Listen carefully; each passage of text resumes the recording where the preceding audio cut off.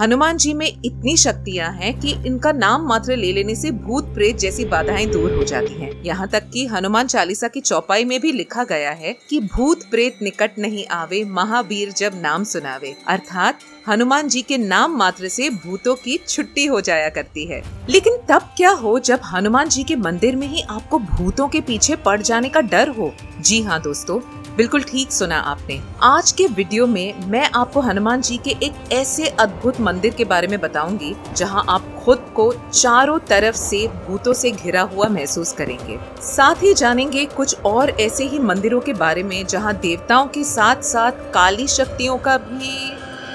तो चलिए ज्यादा समय ना लगाते हुए जानते हैं उन मंदिरों के बारे में जहां भगवान के साथ साथ शैतानों का भी वास है। मेहंदीपुर बालाजी मंदिर राजस्थान के दौसा जिले में हनुमान जी का एक प्रसिद्ध मंदिर है जहां हनुमान जी बाल रूप में विराजमान हैं। इस मंदिर का नाम मेहंदीपुर बालाजी मंदिर है। कहते हैं इस मंदिर में पूजा मात्र से प्रेत बाधा से मुक्ति मिल जाया करती है।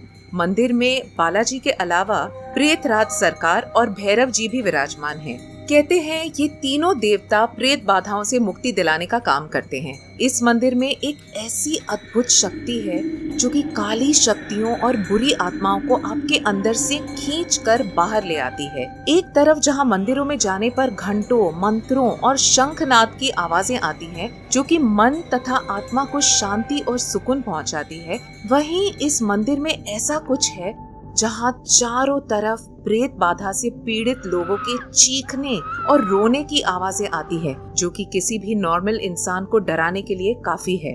यही नहीं, इस मंदिर की ऐसी मान्यता है कि यहाँ पर किसी भी प्रकार का प्रसाद ना तो चढ़ाया जाता है और ना ही खाया जाता है। कहते हैं ऐसा करने से बुरी शक्तियाँ आपके साथ हो लेती हैं। यहाँ पर मात्र ब्लैक बॉल जैसी चीज होती है जिसे हम प्रसाद स्वरूप खरीदते हैं और उसे भी मंदिर के अंदर जल रही अग्नि कुंड में प्रवाहित कर दिया जाता है। माना जाता है ऐसा करने से हम अपने इर्द गिर्द की नेगेटिव एनर्जी को हवन कुंड में स्वाहा कर देते हैं। इस मंदिर से जुड़ी एक और खास बात है जो इसे अन्य मंदिरों से अलग बनाती है। नॉर्मली मंदिर से बाहर आने पर हम भगवान की तरफ फेस कर एक बार फिर से उन्हें प्रणाम करते हैं, लेकिन इस मंदिर में ऐसा करना मना है। यहाँ ऐसा करने पर काली शक्तियाँ इसे निमंत्रण समझती हैं और आपके साथ हो लेती हैं। इसीलिए ऐसा कहा जाता है कि मंदिर से बाहर जाते हुए कभी भी मुड़कर पीछे नहीं देखना चाहिए और ना ही यहाँ मिलने वाले प्रसाद को घर लेकर जाना चाहिए।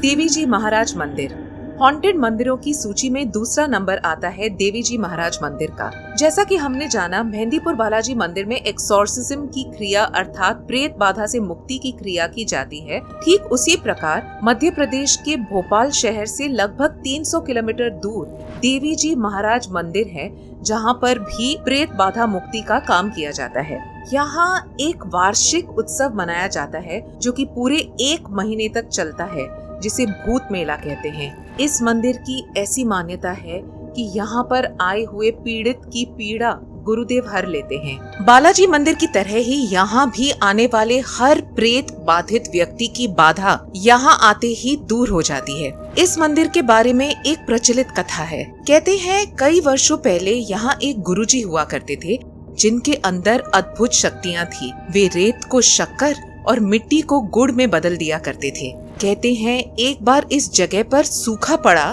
तब गुरुदेव जी ने अपनी शक्तियों से अनाज का ढेर लगा दिया ताकि लोगों को भूखमरी से बचाया जा सके। तब से लोगों के बीच उनकी ख्याति और भी बढ़ गई थी। कहते हैं जिस जगह पर गुरुदेव जी ने समाधि ली उस जगह को पूजा जाने लगा और तभी से हर साल पौष पूर्णिमा से लेकर बसंत पंचमी तक यहाँ पर भूत मेला का आयोजन किया जाता है। कहते हैं गुरुदेव जी के आशीर्वाद से यहाँ पर आने वाले प्रेत बाधित लोगों पर प्रेत बाधाएं टल जाया करती हैं। यही नहीं, यहाँ पर लोगों का ये भी कहना है कि यदि कोई नॉर्मल व्यक्ति यहाँ आता है और परिक्रमा लगाता है तो वो सीधे दिशा में परिक्रमा लगाता है, लेकिन जैसे ही कोई प्रेत बाधित व्यक्ति परिक्रमा लगाना शुरू करता है तो वो उल्टी दिशा में परिक्रमा लगाने लग जाता है और देखते ही देखते गुरुदेव जी की कृपा से उसकी प्रेत बाधा दूर हो जाती है। हरसू ब्रह्मा मंदिर हॉन्टेड मंदिरों की लिस्ट में तीसरे नंबर पर आता है बिहार के कैमूर जिले में स्थित हरसू ब्रह्मा का मंदिर। हरसू ब्रह्मा एक ऐसा मंदिर है जहां देवी जी महाराज मंदिर की तरह भी भूतों का मेला लगता है।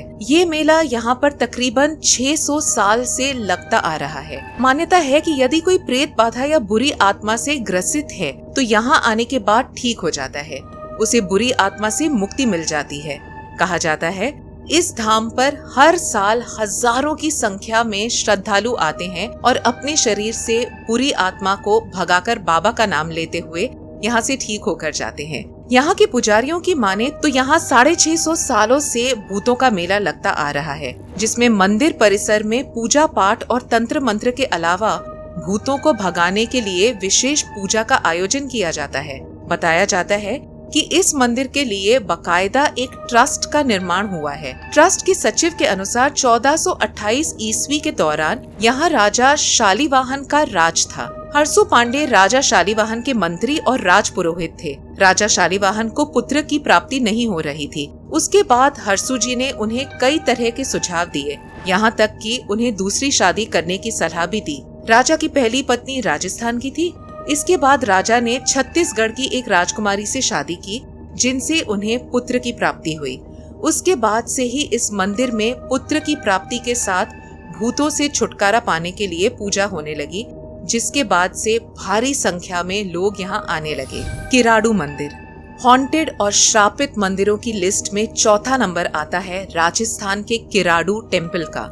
ये टेम्पल राजस्थान के बाड़मेर से 30 किलोमीटर दूर किराडू नाम के गांव में स्थित है। कहते हैं राजस्थान में मौजूद ये मंदिर श्रापित मंदिर है, जहां रात गुजारने मात्र से लोग पत्थर के बन जाया करते हैं। इस मंदिर को कोई भूतिया तो कोई श्रापित कहता है। वैसे तो इस मंदिर में दिन भर लोगों की चहल पहल लगी रहती है, लेकिन सूर्यास्त होने के पश्चात लोग इसके आसपास जाने से भी डरते हैं। कहते हैं काफी वर्ष पहले एक साधु अपने शिष्यों के साथ इस गांव में आए, परंतु आने के कुछ समय पश्चात उनके शिष्यों की तबीयत अचानक से खराब होने लगी। तब साधु ने गांव वालों से मदद मांगी, लेकिन कोई भी इंसान उनकी मदद करने को तैयार न हुआ। लेकिन इस गांव में एक कुम्हारन रहती थी, जिसने उन साधुओं की मदद करी। गांव वालों की निष्ठुरता देखकर साधु ने पूरे गांव को श्राप दे दिया और कहा कि जिस प्रकार तुम सभी ने अपने पत्थर दिल होने का प्रमाण दिया है, ठीक उसी प्रकार तुम सभी का शरीर भी पत्थर में बदल जाएगा। साधु के ऐसा कहते ही पूरा गांव शाम होते ही पत्थर में बदल गया। साधु ने अपनी मदद करने वाली उस कुम्हारन से कहा कि संध्या होने से पहले पहले तुम इस गांव को छोड़कर चली जाओ और जाते समय पीछे पलटकर मत देखना। मगर उस कुम्हारन ने साधु की बात नहीं मानी और पीछे पलटकर देख लिया, जिसके बाद वो भी पत्थर की बन गई, जिसकी मूर्ति भी वहाँ देखी जा सकती है। कहते हैं इस गांव में जितनी भी पत्थर की कलाकृतियाँ हैं, वे पहले इंसान हुआ करते थे। इसलिए इतने समय बीत जाने के बाद भी कोई भी शाम होने के बाद इस मंदिर के इर्द गिर्द दिखाई नहीं देता। दोस्तों, इन बातों, इन किस्सों में कितनी सच्चाई है ये तो मुझे नहीं पता, लेकिन इतना जरूर कहा जा सकता है, जब इतने सारे लोगों का विश्वास है तो जरूर कुछ न कुछ बात तो जरूर होगी। आपकी क्या राय है इन मंदिरों को लेकर? कमेंट करके जरूर बताएं।